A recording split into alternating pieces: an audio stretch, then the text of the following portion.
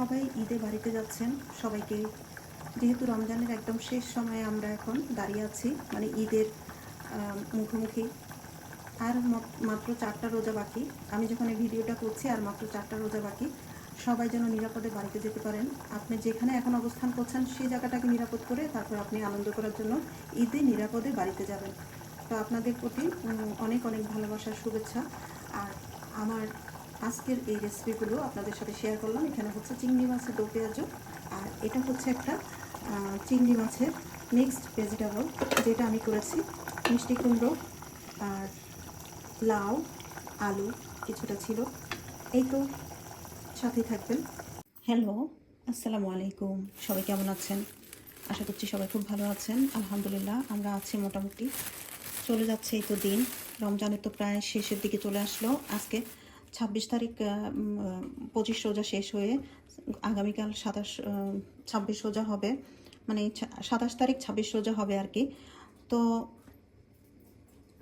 আমি এখন 26 তারিখের যে রোজা রাখবো আমরা, 26 রোজার, সেই রোজার জন্য আমাকে সাহারি রান্না করতে হবে। গতকাল অল্প কিছু চিকেন ছিল, ওগুলো রান্না করেছি। যদিও আমি রেগুলার ভিডিও শেয়ার করি না, মানে সবসময় ইচ্ছে করে না ভিডিওগুলো আমি ইয়ে করি আপনাদের সাথে, মানে ভিডিও করে মেক করে শেয়ার করি। তো এ কারণে গতকালের কোনো ভিডিও যায় নাই, মানে আগের ভিডিও হয়তো দিয়েছি।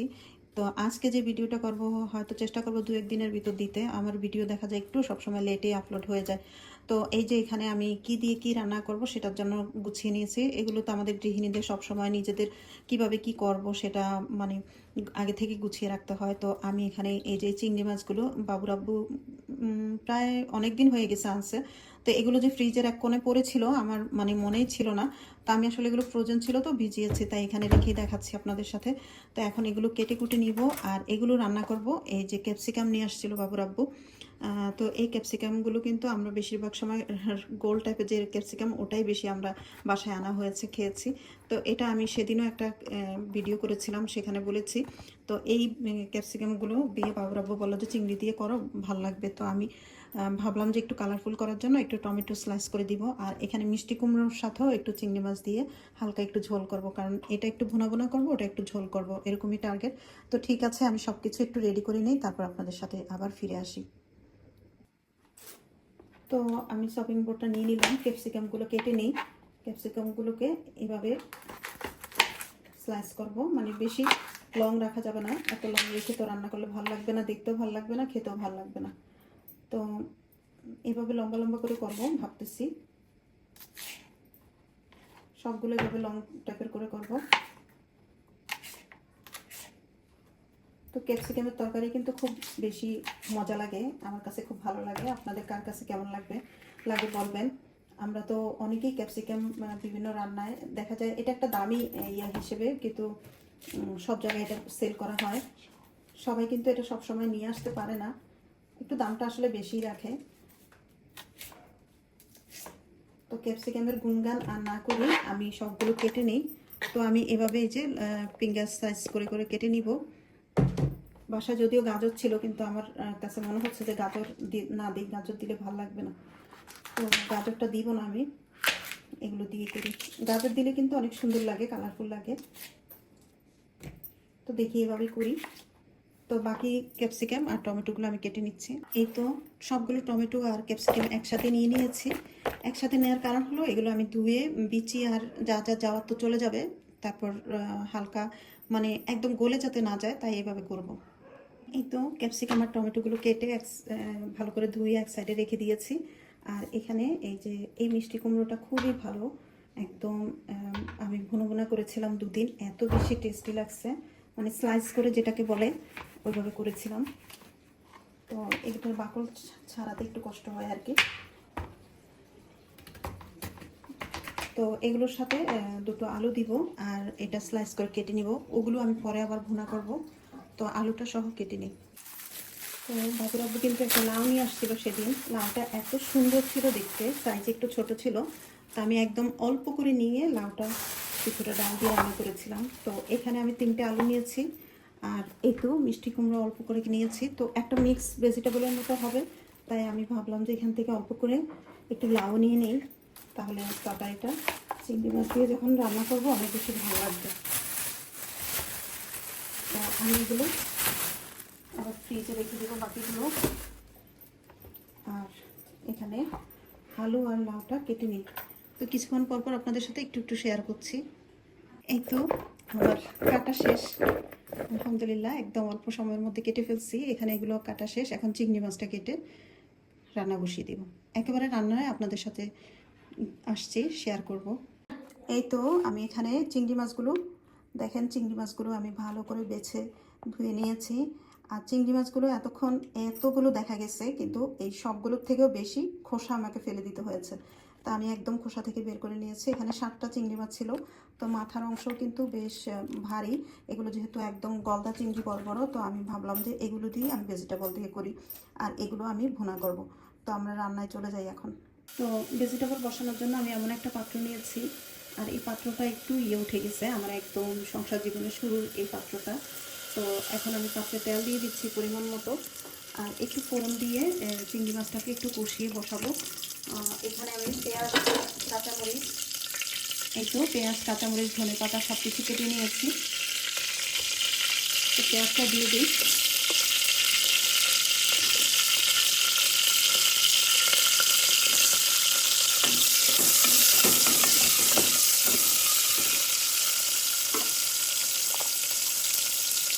আর সুন্দর একটা ফ্লেভার আসার জন্য একটু রসুন কুচিয়ে দিয়ে দিলাম।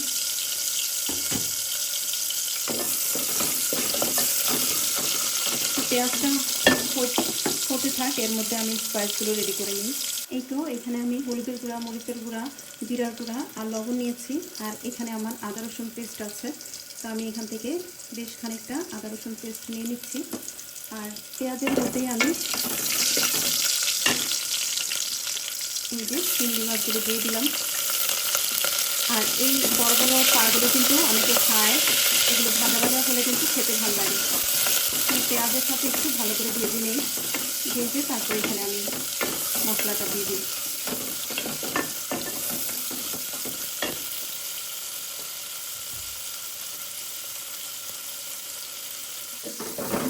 এই তো এখানে আমি চিংড়ি মাছের যে ইয়েগুলো দিয়েছি সবগুলো সুন্দর করে ভাজা ভাজা করে নিচ্ছি। আর এখানে আমি মশলাগুলো দিয়ে দিলাম।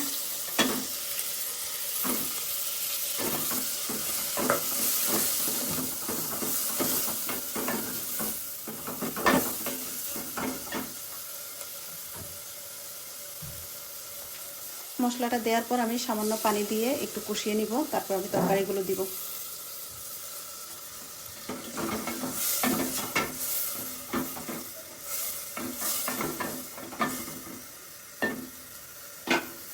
তো পাশে আমি কিন্তু আরেকটা কড়াই নিয়ে ফেলছি। এই কড়াইটাতে আমি যেই রান্নাটা আমি করব সেটার জন্য আমি প্রস্তুতি নিচ্ছি রান্না করার জন্য। তো আমি এই রান্নাটা বসিয়ে পাশের চুলায় দিয়ে এই রান্নাটা শুরু করব। ততক্ষণ আমার সাথেই থাকবেন।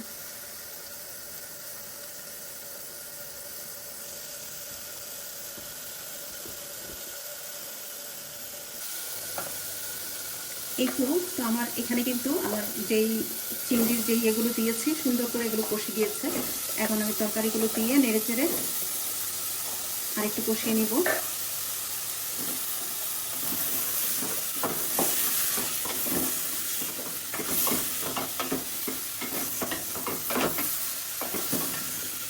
চিংড়ির ফ্লেভার কিন্তু অনেক ভালো লাগে। লাউ, তারপর মিষ্টি কুমড়ো, এগুলো চিংড়ি মাছের এই ইয়ে দিয়ে রান্না করলে বা চিংড়ি মাছ দিয়ে সরাসরি রান্না করলে তো আরও বেশি ভালো। তো এগুলো কিন্তু ফেলে দেওয়ার মতো কিছু না, এগুলো দিয়েও চাইলে রান্না করা যায়। তো একটু লেগে যাচ্ছে, আমি সামান্য একটু পানি দিয়ে দিই। পানি দিয়ে আর একটু কষিয়ে নিই। তো এটাকে একটু কষতে দিয়ে আমি আমার মূল তরকারিটা বসিয়ে দিচ্ছি। ততক্ষণ সাথেই আছেন আশা করি। তো আমি এখানে কড়াই বসিয়ে দিয়েছি, আর পাশের চুলায় আমি যে তরকারিটা বসিয়েছি ওটা নিয়ে গিয়েছি। এখন আমি এখানে তেল দিয়ে দিচ্ছি পরিমাণ মতো। তেলটা একটু পরিমাণে বেশি দিলাম। একটু সুন্দর করে রান্না না করলে কিন্তু এই তরকারিটা খেতে ভালো লাগবে না। তো আমি এটা একটু পেঁয়াজ বেশি করে দিব। এখানে বড় সাইজের দুটো পেঁয়াজ দিয়েছি।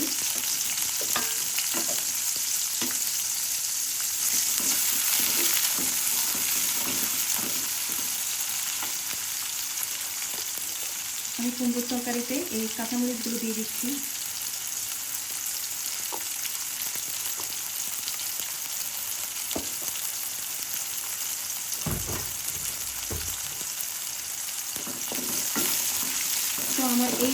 তরকারিটার জন্য আমি চিংড়ি মাছগুলো আলাদা করে আর ভেজে নিলাম না, আমি ওগুলোর মধ্যে পেঁয়াজের সাথে ভেজে নিব। এতে খুব সুন্দর একটা ফ্লেভার আসে কিন্তু। তো এটা যেহেতু একটু হতে সময় লাগবে, পেঁয়াজটা মানে ফোড়নটা রেডি হতে, ততক্ষণ আমি মশলাটা রেডি করে নিই। তো আমার পেঁয়াজের ফোড়নটা কিন্তু প্রায় হয়ে আসছে। তো আমি চুলার আঁচটা একটু কমিয়ে চিংড়ি মাছগুলোকে পেঁয়াজের সাথে একটু ভেজে নিব।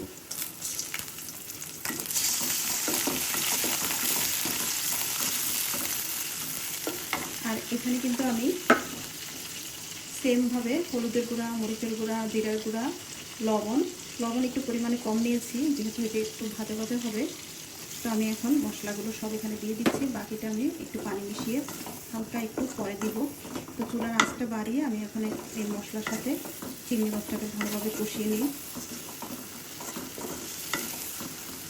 যেহেতু আমি এখানে টমেটো আর ক্যাপসিকাম নিয়েছি, দুটোই একদম সফট তরকারি, তো ওই দুটো আমি উপর দিয়ে দিব। আস্তে করে ঢাকনা দিয়ে রাখলে কিন্তু হয়ে যাবে।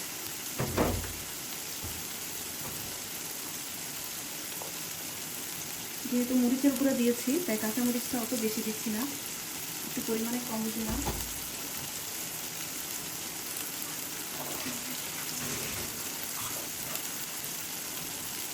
আর এই বাটিটা ধুয়ে সামান্য পানি ইউজ করবো আমি, খুব বেশি পানি দেবো না, কারণ আমি এটাতে পানি রাখতে চাচ্ছি না।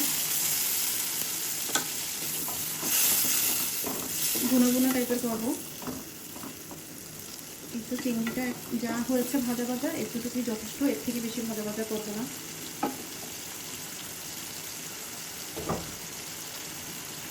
চুলার আঁচটা বাড়িয়ে আমি এখন তরকারিটা আরেকটু রান্না করে নিই, চিংড়িটা হালকা রান্না করে নিই, তারপর আমি আবার ফিরে আসি। তো দেখেন আমার ইয়েটা কষে তেলটা কিন্তু ভেসে আসছে। এখন আমি এই যে টমেটো আর ক্যাপসিকামগুলো দিয়ে দিচ্ছি। এগুলো কিন্তু একদম সফট হয়ে যাবে, গলে অল্প হয়ে যাবে। দেখে মনে হচ্ছে অনেক বেশি হয়ে গেছে, কিন্তু এত বেশি থাকবে না। আমি একদম ভুনা ভুনা করে ফেলবো। এই টমেটো থেকেই কিন্তু একটা রস বের হবে। তো চুলার আঁচটা একদম বাড়িয়ে রেখেছি এখন। আর একটু ঢাকনা দিয়ে দিব আমি, যেহেতু আমার আর কিছু দেওয়া নেই এখানে। সরি, আমি কিন্তু একটু সয়া সস দিব সুন্দর একটা ফ্লেভারের জন্য, যেহেতু লবণ পরিমাণে কম দিয়েছি আর টমেটোর সাথে এটা খুব ভালো একটা কম্বিনেশন হবে। তো আমি এই যে এক ঢাকনা দিয়ে দিচ্ছি, আর বেশি দিব না। যেহেতু আমি মিষ্টি কুমড়ো আর ইয়েটা বসিয়েছি, এটাকে আমি হালকা করে এখন চুলার আঁচটা এখন একটু কমিয়ে দিব, তাহলে সফট হয়ে যাবে। তারপর ধনেপাতা দিয়ে আমি নামিয়ে নেব। এই তো একটু ঢেকে দিলাম, আমি এটা লেগে যাচ্ছিলো বলে অল্প করে পানি দিয়েছি, আর একটু পানি দিয়ে দিচ্ছি, একবারে হয়ে যাবে।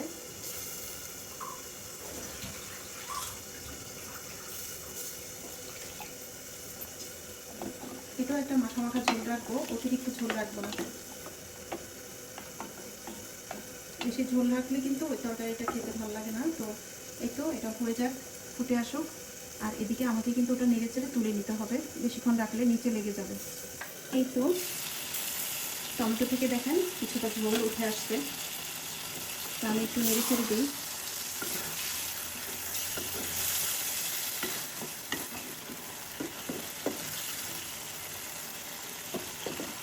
আসলে টমেটো ক্যাপসিকামটা খাওয়াটাও মূল বিষয়, একদম যে চিংড়ি মাছটা খাওয়াটাই মেন বিষয় এমন না। এভাবে করে দেখতে পারেন, খুব সুন্দর একটা ফ্লেভার আসতেছে। তো এই যে ক্যাপসিকাম কিন্তু আর একটু চাপে যখন রাখবো আমি চুলা নিভিয়ে দিয়ে এমনিতেই হয়ে যাবে। তো আমি এখন উপরে একটু ধনেপাতা দিয়ে দেবো। একটু বেশ খানিকটা ধনেপাতা কেটে নিয়েছি। তো যারা আমার ভিডিওগুলো দেখবেন অবশ্যই সাবস্ক্রাইব করবেন, যারা আমার ইউটিউব চ্যানেল থেকে দেখবেন। আর যারা আমার ফেসবুক থেকে আমার ভিডিওগুলো দেখেন, প্লিজ ফলো বাটনে একটা ক্লিক করে দিবেন, আর লাইক কমেন্ট করে আমার সাথে এঙ্গেজ থাকবেন। আর আমরা সবাই যদি সবার পাশে না থাকি, তাহলে কিন্তু কেউ এগিয়ে যেতে পারবো না। তা আমার সাথে থাকার চেষ্টা করবেন। আর আমি সবসময় কিন্তু সবার ভিডিও দেখি, লাইক কমেন্ট করি, আমার ভিডিও আপনারা দেখবেন, তাহলে আমরা সামনে এগিয়ে যেতে পারবো। তো আমি চুলার আঁচটা কমিয়ে দিব, এটা বেশি জোর আছে আর রান্না করা যাবে না, হালকা আছে একটু চুলার উপরে এভাবে রাখবো চাপা দিয়ে, তারপর কিন্তু আমি নামিয়ে নিব। তো আমার রান্নাটা কেমন হলো সেটাও বলবেন। আশা করি আপনাদের আজকের এই রেসিপি দুটো ভালো লেগেছে, ভালো লাগলে লাইক কমেন্ট করবেন। আজকে আমরা এগুলো দিয়ে সাহারি করব।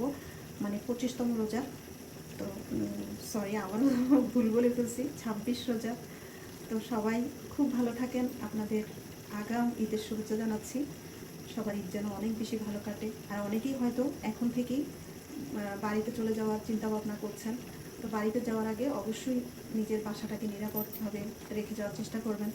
তারপর আরেকটা বিষয় হচ্ছে, পথে রাস্তাঘাটে গাড়িতে যখন যাবেন তখন সব কিছু একটু নিরাপদে রেখে নিজেরও নিরাপদে থেকে যাবেন, সুস্থতার সাথে যাতে ঈদ কাটাতে পারেন সেই দোয়া করি। এই তো আমার রান্না। তো এখানে তো আমি দিয়ে দিলাম ধনে পাতাটা, এটা একটু চাপা দিয়ে রাখি। আর এটাও কিন্তু খুব সুন্দর করে ফুটে উঠছে, আর এখানেও আমি ধনে পাতা দিয়ে দিলাম। তো একটু লবণ ছেঁকে নিব। আর এই তো তরকারিটা একদম সফট হয়ে গেছে। আলুটা কেমন সিদ্ধ হয়েছে ওটা দেখে কিন্তু আমাকে তরকারিটা তুলে নিতে হবে।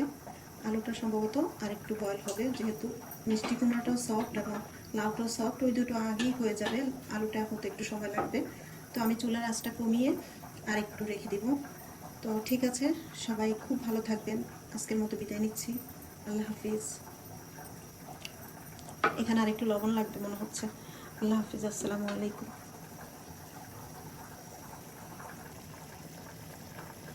একটু কাছে থেকে দেখিয়ে দিয়ে দেখেন কি সুন্দর লাগছে না তরকারিটা।